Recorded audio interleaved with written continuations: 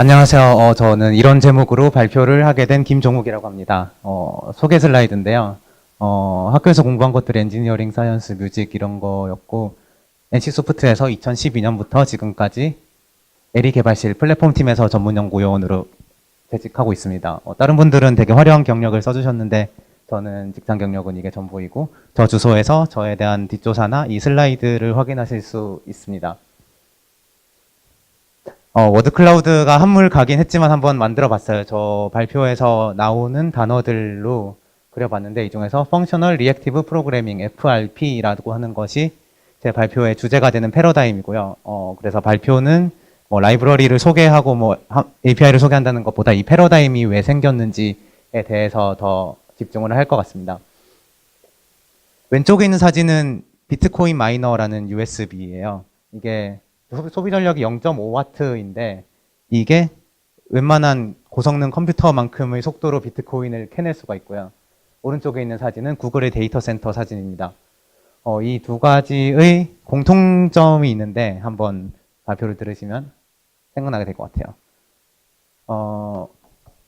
가장 첫 순서인 다시 만난 세계에서는 프로그래밍 언어를 처음 배우던 때로 돌아가서 뭔가 그때부터 한 40년 전부터 그러니까 프로그램 언어들이 처음 나올 때부터 돌아가서 그때부터 무슨 일이 일어났는지 한번 다시 훑어보려고 해요. 수학 시간에는 이런 함수를 배운 것이 기억나실 거예요.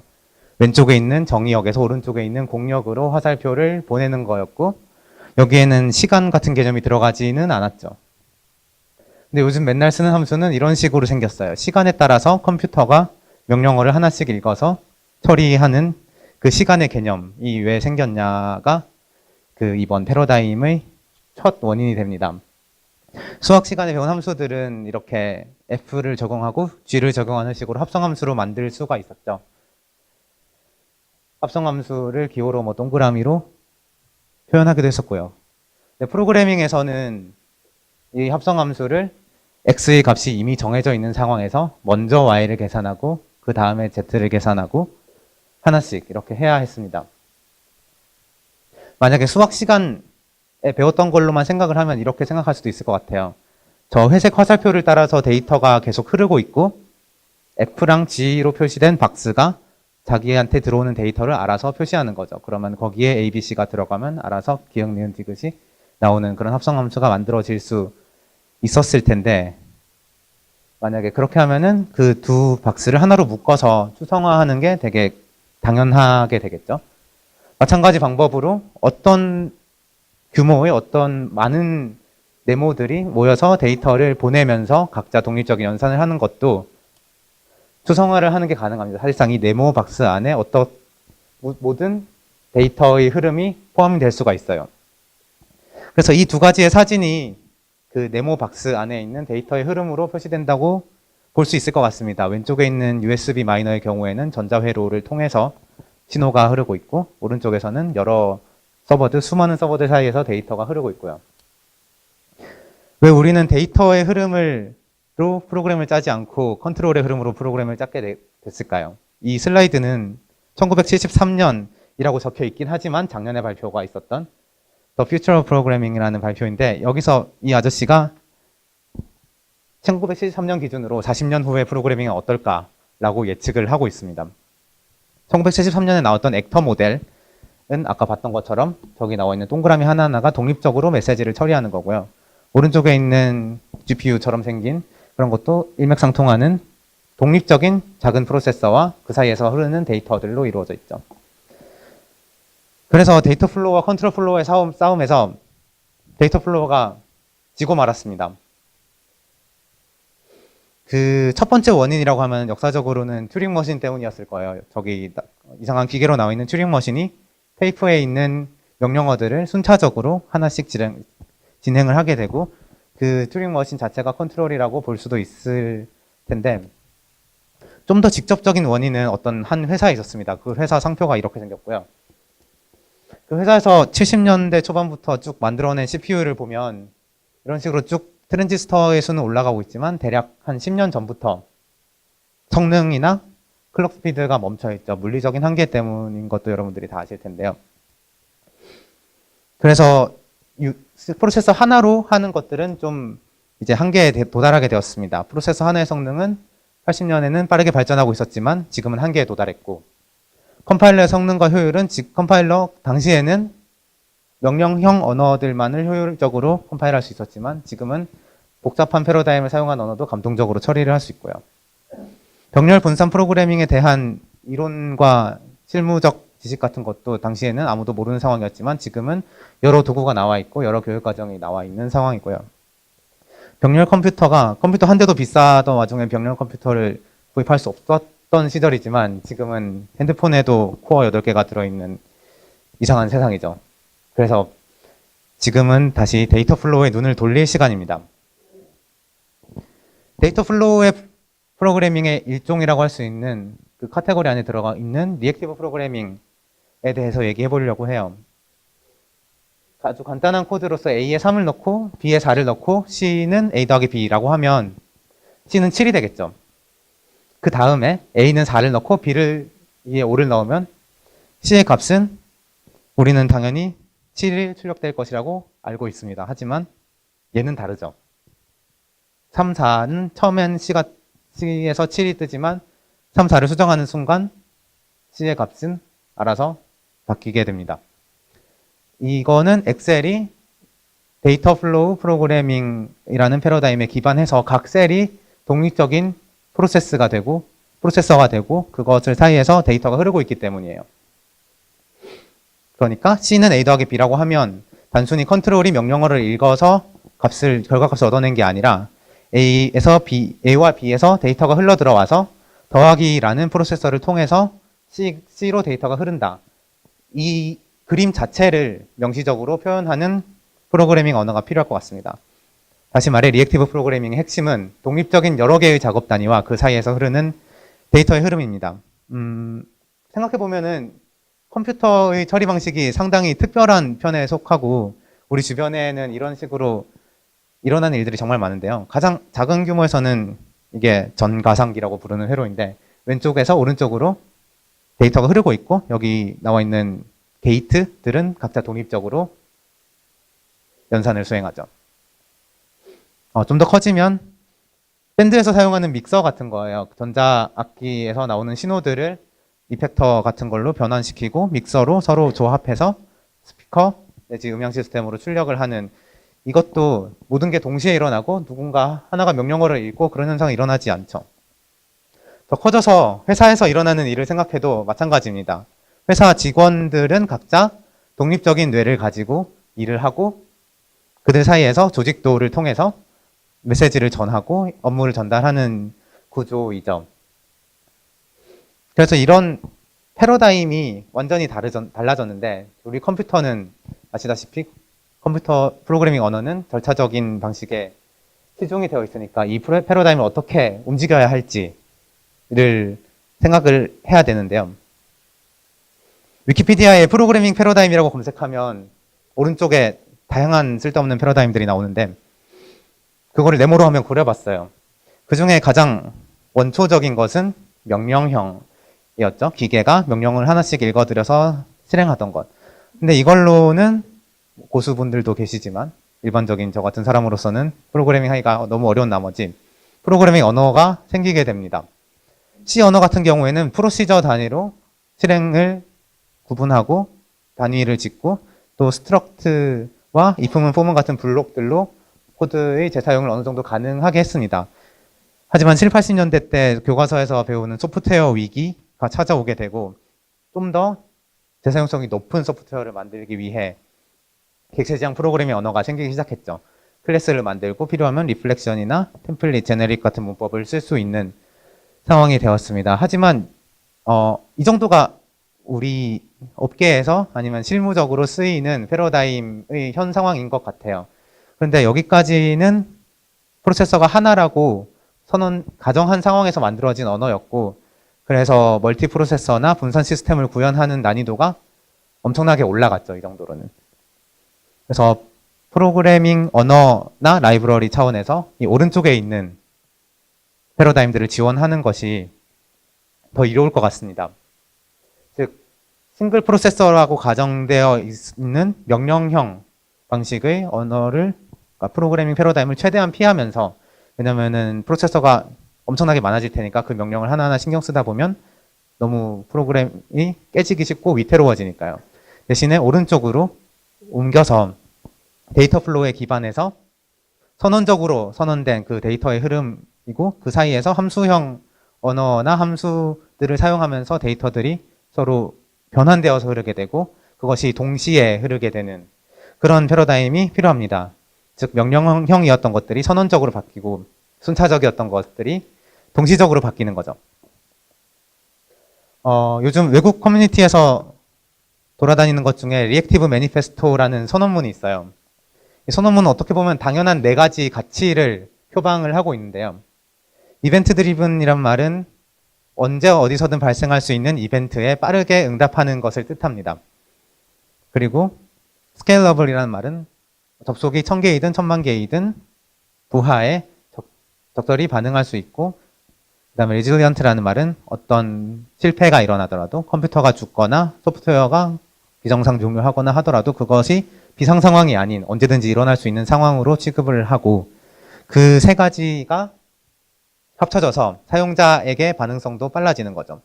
그래서 여기서 제일 먼저 나올 수 있는 것은, 제일 중요한 것은, 그리고 제일 근본적인 것은 이벤트 드리븐입니다. 이벤트 드리븐이 있어야 빠르게 반응할 수가 있고 사용자들을 더 많이 받을 수가 있고, 그래서 스케일러블해지고 그렇기 때문인데요. 그래서 이벤트 드리븐에 대해서 생각을 해보기 전에 시간에 대한 개념을 다시 한번 짚어봤으면 좋겠어요. 우리는 초 단위로 생각하고 있습니다. 제 앞에 있는 초시계도 초 단위로 흘러가고 있고요. 사람에게 가장 익숙한 단위예요. 빛의 속도로 지구를 여러 바퀴 30만 킬로미터를 1초에 돌 수 있고요. 그래서 빛의 속도로 이동하는 광케이블 덕분에 외국 웹사이트들은 한 1초, 페이스북 들어갔을 때 1초 정도 버벅거리는 게 이 빛의 속도 때문이죠. 거기서 그래서 1초라는 시간은 지구 스케일의 시간이라고 생각할 수 있을 것 같습니다. 밀리초 단위, 그러니까 1000분의 1이 되면 하드디스크에 접근하는데 몇 밀리초가 걸리고요. 로컬 네트워크, 우리나라 인터넷이 빨라서 같은 도시에 있는 정도면은 밀리세컨드 정도의 응답이 가능하고요. 또 모니터의 스크린이 변하는 시간도 밀리세컨드 단위로 일어납니다. 이거는 한 건물 정도 스케일의 규모라고 볼 수 있을 것 같아요. 만약에 밀리세컨드 단위로 사는 사람이 있다면 그 사람에게 우리의 1초는 17분처럼 느껴질 거예요. 다시 1000분의 1이 돼서 마이크로초 단위 세상이 되면 SSD에 접근하는데 이 정도의 시간이 걸리고, 보통 메모리가 초당 몇십 기가바이트를 읽을 수 있으니까 10kB를 읽는데 이 정도의 시간이 걸리고, 또 컨텍스트 스위치 제가 강조해놨는데 스레드에서 다른 스레드로 전환하는 데에 걸리는 시간이 마이크로초 단위입니다. 이거는 컴퓨터 하나 안에서 일어나는 규모의 시간이라고 볼 수 있을 것 같아요. 이 세상에 사는 사람에게 1초는 우리 1초는 12일처럼 느껴질 거예요. 그리고 나노초는 프로세서 단위에서 일어나는 시간이고요. 명령어 하나 또는 레지스터 L2, L1, L2 캐시에 접근하거나 걸리는 데에 나노초 단위의 시간이 걸리고, 빛의 속도로 30cm, 겨우 이 정도밖에 움직이지 못하는 시간입니다. 그래서 컴퓨터가 작은 이유이기도 하고요. 이 세상에 사는 사람들에게 우리의 1초는 32년 같이 느껴질 것입니다. 이벤트 드리븐 방식을 사용해서 프로세서의 입장에서 최대한의 성능을 내기 위해서는 이 나노초 단위의 프로세서 입장에서 생각할 필요가 있어요. 그래서 컨텍스트 스위치마저 너무나도 긴 시간이죠. 한번 단위로 그려봤는데 제일 밑에 있는 게 1초이고 그 사이에 엄청난 거의 모 서울시장 후보와 저와의 재산 차이에 해당하는 규모의 차이가 일어납니다. 그래서 메인 메모리 접근보다 더 오래 걸리는 것들은 스레드한테 부탁을 하기가 너무 느려요. 우리가 객체지향 프로그래밍에도 들어와 있는 메소드의 일반적인 형태이죠. 입력 인자가 있고 아웃풋 인자가 있고, 이거를 기반으로 거의 모든 객체지향 프로그래밍 디자인 패턴 이런 것들이 다 이 상황을 가정하고 만들어졌는데, 이 상황의 가장 큰 문제점은 입력이 들어가고 출력이 나올 때까지 이걸 실행한 스레드가 아무것도 못한다는 거였습니다. 다시 말해 여기 노란색으로 표시된 너무 느린 작업들을 하려고 하면은 스레드한테는 너무나 귀중한 시간을 낭비하는 그런 상황이었죠. 한편 흔한 자바 웹서버는 이런 식으로 생겼어요. 제일 밑에서 너무 느린 작업을 하고 있죠. JDBC라고 적혀있는. 그런데 이 콜스택이 엄청난데 이 콜스택이라는 엄청난 부하를 유저 한 명마다 다 줘야 했어요. 만약에 유저 한 명을 처리하는 데 걸리는 시간을 네모로 표시하고 저 회색 줄이 스레드라고 하면 유저가 8명 정도 접속했는데 이 시간 범위 안에서 더 스레드를 추가하지 않으면 네모가 하나 더 들어갈 공간이 없죠. 그래서 스레드를 자꾸 추가하는 방식으로 많은 사용자를 받기 시작했고 그러다 보니 스레드가 몇천 개, 몇만 개 되면은 컨텍스트 스위치가 프로세서의 성능에 비해서 너무 느리기 때문에 성능이 제한되고 스케일러빌리티가 줄어들 수밖에 없었습니다. 만약에 이벤트 드리븐 방식이 되면 이렇게 긴 시간으로 되어 있던 스레드가 이렇게 나눠질 수가 있어요. 실제로 너무 느리지 않은 메모리나 프로세서 작업으로 실행하는 부분만 스레드가 사용되고 나머지에서는 다른 일을 할 수 있는 거죠. 실제로는 지금 보이는 정도로 그려놓았지만 아까 보셨듯이 위에 있는 네모와 아래에 있는 네모의 폭은 1000배 이상 차이가 날 거예요. 아까 했던 4개의 스레드에서 8명을 겨우 받았던 작업은 이렇게 표현이 가능하고요. 말씀드렸듯이 1000배 이상 가는 네모이기 때문에 더 많은 사람들이 들어갈 수가 있습니다.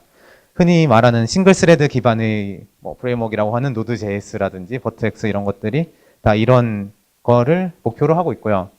또 그래도 스레드 하나를 쓰자니 밋밋하니까 여러 스레드나 여러 프로세스를 쓰면은 더욱 많은 사용자를 받을 수 있겠죠. 여기서 중요한 점은 이 모든 네모들이 아주 가늘어야 하고 소프트웨어 스택의 가장 낮은 부분에서든 가장 높은 부분에서든 스레드가 블록하면 안 된다는 것입니다. 즉 탑 투 바텀 리액티브 한다는 것이 가장 중요합니다.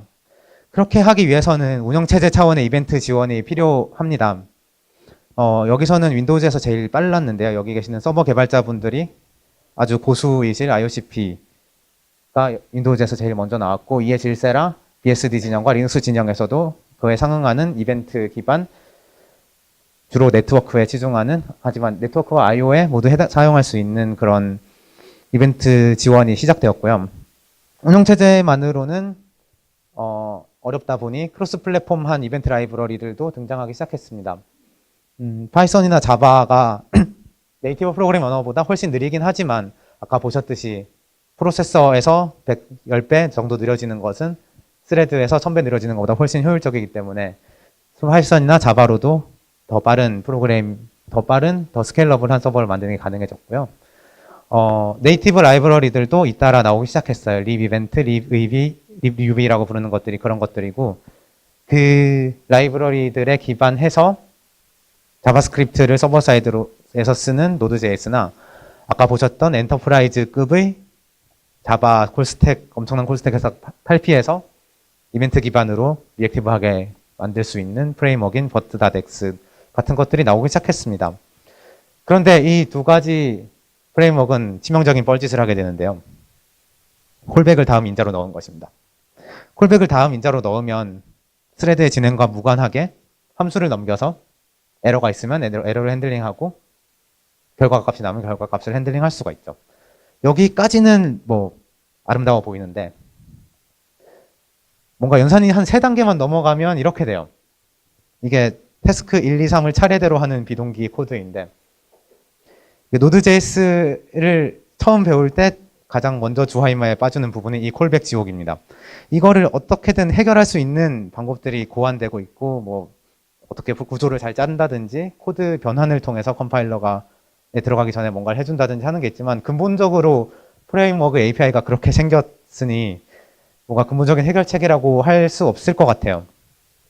그러니까 이렇게 되어 있는 작업을 비동기적으로 하기 위해서 콜백을 추가할 게 아니라 리턴 타입의 M이라는 것을 쓰게 됩니다. M에 대해서 이 후반부에서 설명을 하게 될 거예요.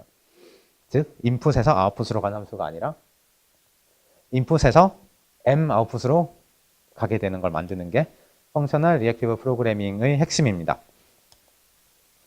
NDC의 주제인 체크포인트를 한번 만들어 봤어요. 처음에 말했던 세상은 뒤집혔어. 다시 만난 세계의 가사죠. 그 유니 프로세서에서 멀티 프로세서 세상이 되었고요. 컨트롤이 아닌 데이터가 흐르고 싶은 패러다임. 그리고 이벤트 드리븐만이 그것을 가능하게 해준다. 그리고 콜백은 너무 싫다. 정도가 여기까지의 체크포인트들이었습니다. 함정 프로그래밍이 왜 이거랑 연관이 되는지를 말씀드려야 될 것 같아요. 함정 프로그래밍은 단순히 함수를 변수에 저장하거나 뭐 인자로 넘기거나 람다로 프로그래밍을 표현하거나 그런 것들도 있지만 그것보다 좀 더 깊은 이론들이 들어있는데 그 중에 하나가 이 M이에요. 차마 사람들이 말하기가 두려워서 말하지 않는 이 단어는 모나드라고 부르는 거고요.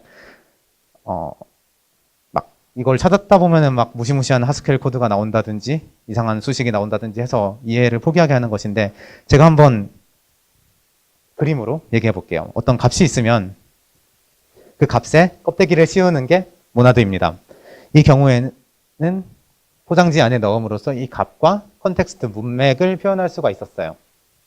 이 문맥이라 함은 값이 들어있을 수도 있고 안 들어있을 수도 있는 그런 경우에 해당하고요. 이런 모나드를 maybe라고 부릅니다. 아니면 다른 이름으로 옵셔널 널러블이라는 형태로 여러분들이 프로그래밍 언어에서 부분적으로 지원하는 것들을 많이 보셨을 거예요.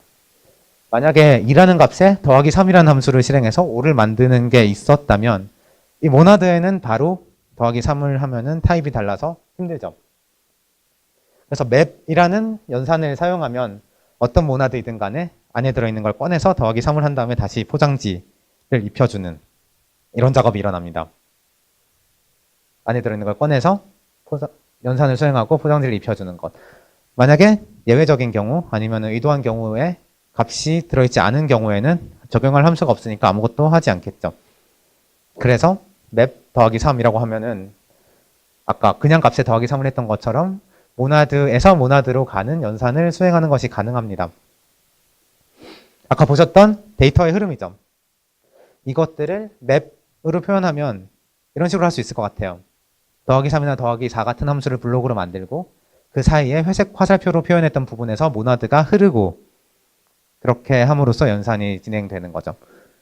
모나드에는 maybe 말고도 다양한 타입이 있습니다. maybe는 예외적인 경우에 값이 안 들어있을 수 있는 거였고 try라는 거는 예외적인 경우에 exception이 들어있을 수 있는 거였어요. 우리가 프로그래밍 언어에서 지원하는 exception들은 콜스택을 타고 올라가기만 하기 때문에 콜스택이 의미가 없어진 리액티브 프로그래밍에서는 이런 식으로 모나드 속에 exception을 넣어서 에러 처리를 하는 것이 가능하고요. 또 모나드 속에 값이 하나만 들어있으리라는 법이 없어서 1개, 2개, 3개, 4개 들어있는 이터러블도 모나드로 취급할 수 있습니다. 그리고 퓨처, 동기적으로 실행되는 것이 아닌 미래의 어느 시점에 값이 돌아오거나 아니면 미래의 어느 시점에 익셉션이 담겨 있을 수 있는 그런 퓨처도 모나드 타입이라고 볼 수 있는데요.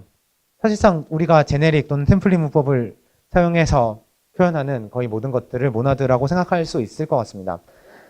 즉 x, y, z라는 값이 있으면 mx, my, mz라고 하면 그것을 포장지로 덮어싼 모나드가 되는 것입니다. 모나드의 구성 요소가 2가지가 있는데요. 그것만 짚고 이론적인 얘기를 넘어가도록 할게요. 첫 번째는 유닛이라서 모나드의 껍데기를 씌우는 연산입니다. 제가 움자를 만들었는데 아까워서 잠시만요. 네. 떴나요? 안 떴네.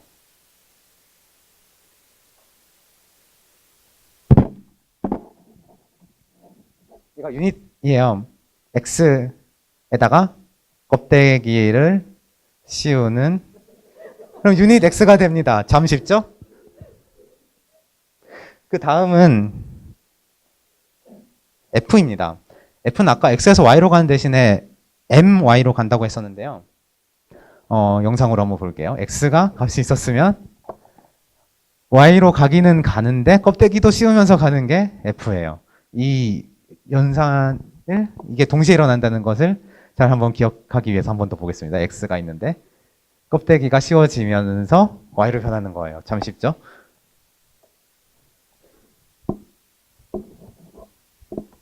그 다음이 플랫맵이라고 부르는 이상한 건데요. 얘는 x의 모나드가 있으면 y의 모나드로 움직이는 게 가능해요.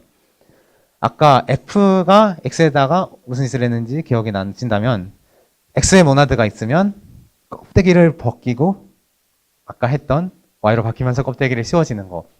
이게 플랫맵 F에서 하는 것입니다. 이것만 있으면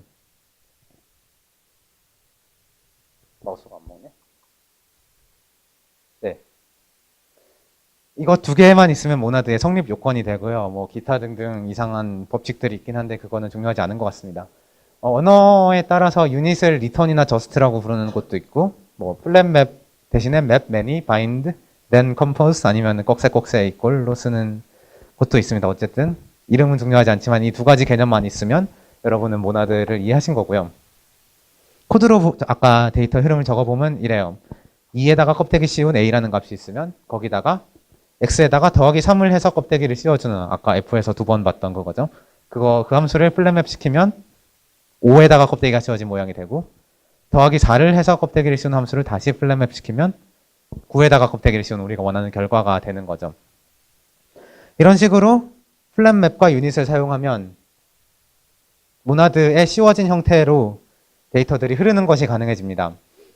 동기적으로 하나의 데이터를 받아오기 위해서는 아까 익셉션이 들어있을 수도 있는 try라는 게 사용됐었고요. 비동기적으로 하나의 데이터를 사용하려면 future라는 것을 사용할 수가 있습니다.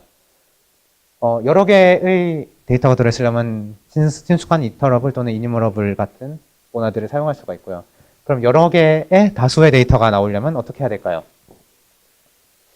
이것이 RX가 등장하는 시점입니다. RX라는 라이브러리에서는 observable이라는 것을 통해서 비동기의 다수의 데이터를 포함할 수가 있어서 아까 화살표, 회색 화살표로 봤던 여러 개의 데이터가 흐르는 상황을 만들 수가 있는데요. 그래서 RX는 비동기적으로 흐르는 데이터에 링큐에서 나온 다양한 쿼리 연산들 그리고 스케줄러라고 하는 병렬 처리 제어하는 그 모듈 비슷한 것들이 있어요. 처음에 리액티브 익스텐션스는 단넷에 2009년에 추가된 것이었고요. 이게 마이크로소프트의 상상 뭔가 만들면 아무것도 안 쓰면 남이 따라 만들죠.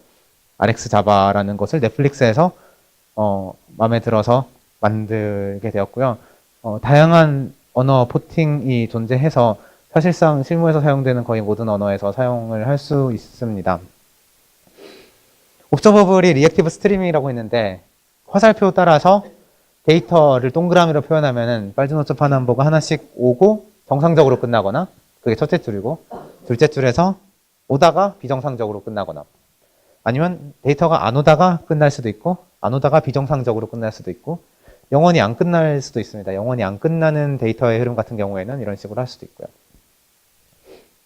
그래서 이터러블 또는 스트림에서 했던 방식이 다음 값을 메소드로 알아오는 t를 리턴하는 메소드로 알아오고 에러가 발생하면 익셉션이 콜스택을 따라서 던져지고 그랬던 것과 반대로 옵저버블과 같은 경우에는 왼쪽에 있는 함수의 입력 인자와 출력 인자가 자리가 바뀌었어요. 그래서 오른쪽에 있는 함수들의 리턴 값은 다 보이드이고 인자로 t의 값, 데이터의 값이 오는 것을 핸들하거나 익셉션이 들어오는 것을 핸들하거나 스트림이 끝난 것을 핸들하는 거나 하는 것이 가능한데 그래서 입력 인자와 출력 인자의 타입 위치가 바뀌어서 그것을 듀얼리티라고 표현을 합니다. 그렇게 바뀌긴 했지만 데이터를 만들고 사용하는 쪽을 빼면 그 중간에 트랜스폼 하는 부분은 완전히 똑같이 사용할 수 있어요.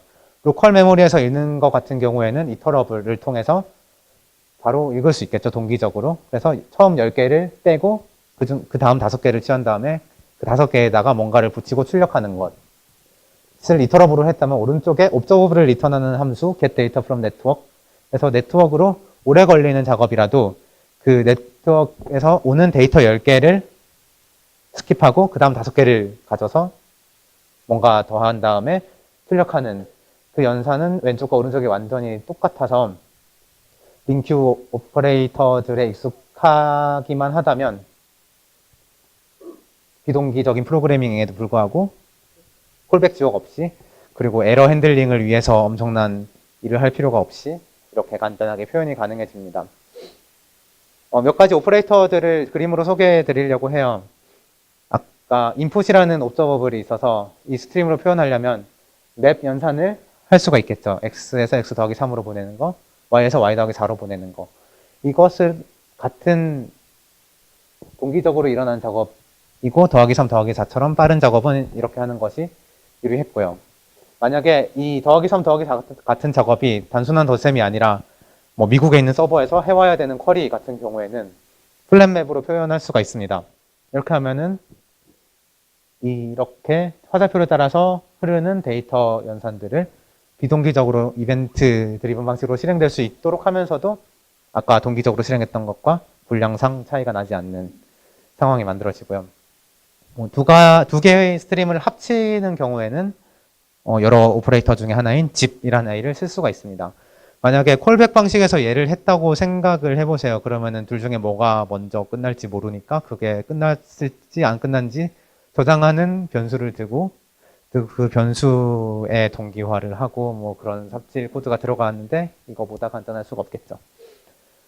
오퍼레이터들이 진짜 많이 있어요. 그냥 링크에서 지원하는 것보다 더 많이 뭐 에러가 났을 때 다른 스트림으로 페일오버를 할 수 있다든지 뭐 타임아웃이 걸렸을 때 다른 작업을 수행한다든지 아니면 타이머에 기반하여서 스트림을 변환한다든지 그런 것들이 가능합니다. 리니지 이터널 플랫폼에 대한 얘기를 간단하게 하려고 해요. 플랫폼에서 돌아가는 프로세스 하나는 이런 식으로 생겼어요. 네트워크에서 오는 메시지들을 핸들러로 돌아가고 그 다음에 뭐 데이터 저장소로 왔다 갔다 하는데 이것이 전통적인 방식의 콜스택 내지 함수 호출로 이루어지는 게 아니라 메시지 패싱으로 이루어지는 것이기 때문에 쉽게 노드 하나라는 박스를 추성할 수가 있습니다. 이 노드들은 여러 개가 서로 통신하면서 하나가 없어져도 서비스에는 큰 문제가 없는 그런 걸 만들고 있고요. 그것이 하나의 서비스로 또 추성화가 됩니다. 이 서비스가 아까 노드 같은 경우에는 같은 역할을 하는 거였다면 서로 다른 역할을 하는 서비스들이 여러 개가 만들어지고 그것에 여러분의 컴퓨터가 접속해서 게임을 하는 것이 리니지 이터널의 서버 플랫폼 설계 방식이었고요. 리액티브 매니페스토에 있는 4가지를 어느 정도 지킨 것 같지요. 그래서 이 다음은 이렇게 말하는 게 저 혼자 이상한 것을 하는 게 아니라는 유아나 언론이라는 제목으로 만들어 봤습니다. 빵 터지는 사람은 덕후 인증이고요. 자바 세상에서는 플레이 프레임워크라는 웹 프레임워크나 아카라는 액터 라이브러리 또 스프링에서 만든 리액터라는 메시지 패싱 기반의 라이브러리들이 이런 리액티브 프로그래밍을 지원을 하고 있어요. 그리고 이것의 제작자와 뭐 스칼라 제작한 분과 여러 네임드 개발자들이 모여서 리액티브 스트림이라는 표준을 만들고 있습니다. 그래서 RX나 아카 또는 리액터에서 표현했던 리액티브한 방식을 하나의 표준 리액티브 스트림으로 통일을 하려고 하고 있고요. 그렇게 되면 각각의 라이브러리들이 이 표준을 지원하는 방식이 될 거예요. 자바스크립트 세상에서는 노드.js가 워낙 뻘짓을 하는 바람에 클라이언트 사이드에서 더 많이 발전했는데요. 이름부터 리액트인 페이스북에서 만든 리액트라는 걸 포함해서 여러 MVVM 방식 모델이 아까 엑셀에서 봤던 것과 같이 리액티브한 방식으로 제작이 되고 있고 RX의 포팅도 물론 있고 또 자바스크립트 프로미스라는 모나드와 비슷한 타입이 표준으로 제한되어 있습니다. 구글에서 만든 다트라는 언어는 처음부터 뻘짓을 하지 않고 제대로 만들었어요. 퓨처와 스트림이라는 아까 말한 퓨처와 옵저버블에 해당하는 모나드스러운 타입을 표준 라이브러리에서 제공해서 콜백 헬에 빠질 염려 없이 서버를 만들 수가 있고 다트가 자바스크립트로 번역돼서 돌릴 수도 있지만 서버 사이드에서는 자체 VM에서 돌아갈 수도 있고 다트 팀에서는 그게 노드보다 빠르다고 주장을 하던데 한번 해보시고요.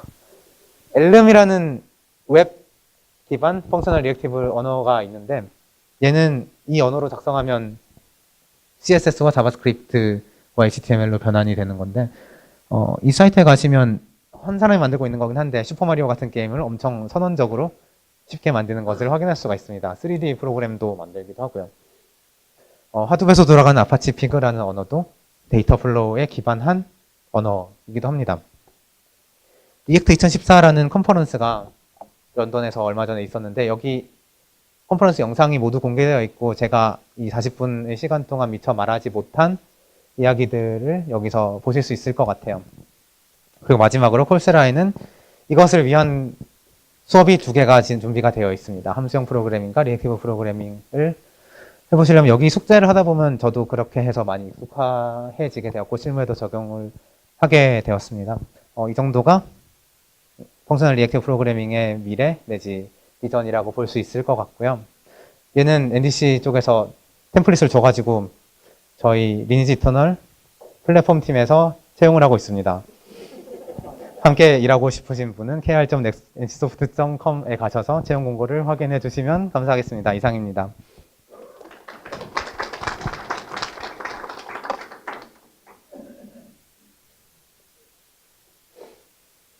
질문이 안 떴네요. 다행히. 네.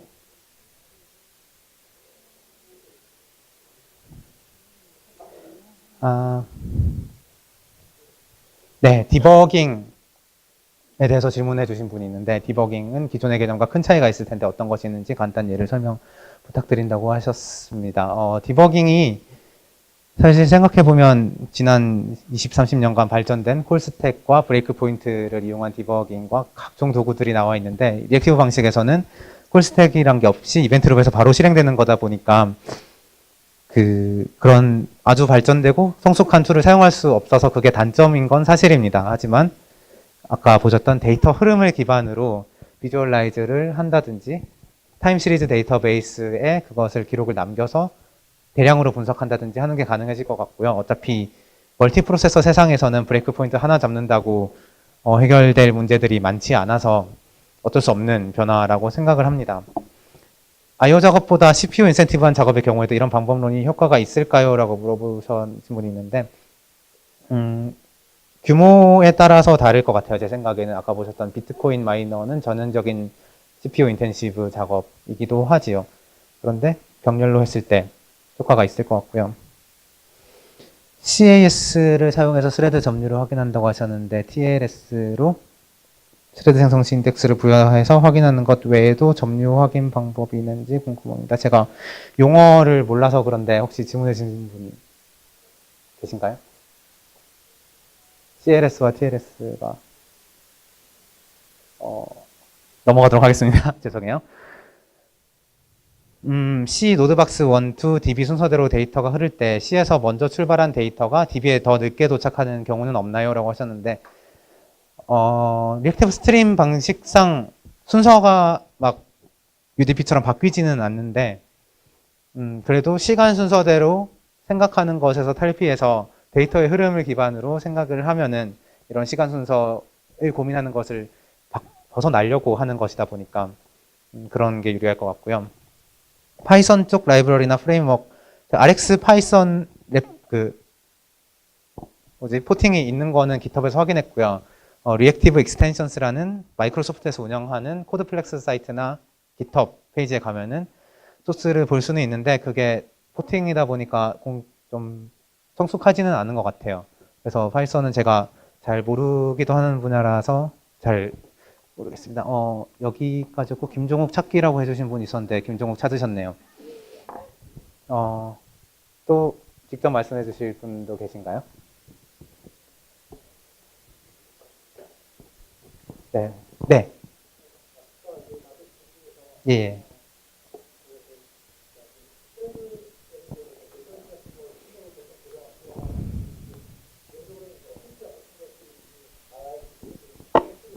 네네.